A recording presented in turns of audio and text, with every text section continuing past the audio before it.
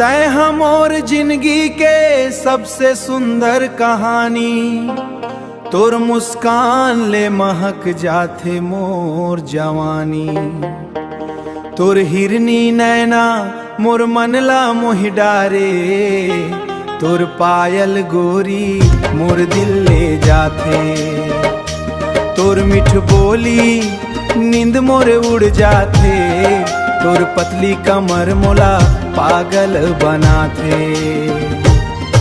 तोर गाल के लाली गुलाबेला शर्मा थे, तोर हंसी के जादू मोर सांस लचुरा थे।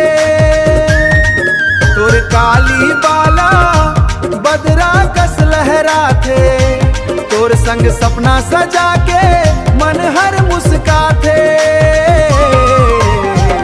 तोर हिरनी नैना मोर मनला मोहि डारे, तोर पायल गोरी मोर दिल ले जाथे।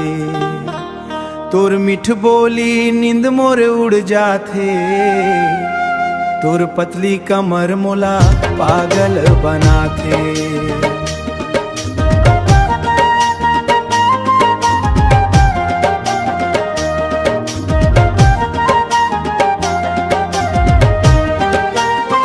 तोर माथा के बिंदिया चंदा ले चमका थे, नखरा के बाथा मोर दिल धड़का थे। हाथ के छुअनिया सावन कस लगथे, तोर माया में डूबे बा मोर जी हर चाहते। दुनिया चाहे कुछु कहे मोला फिकर नहीं होही, रहिबो जन्म जन्म माया कभू कम नहीं होही। तय हमोर दुआ तय हमोर आस रे, तोर बिना अधूरा लागे मोर हर सांस रे।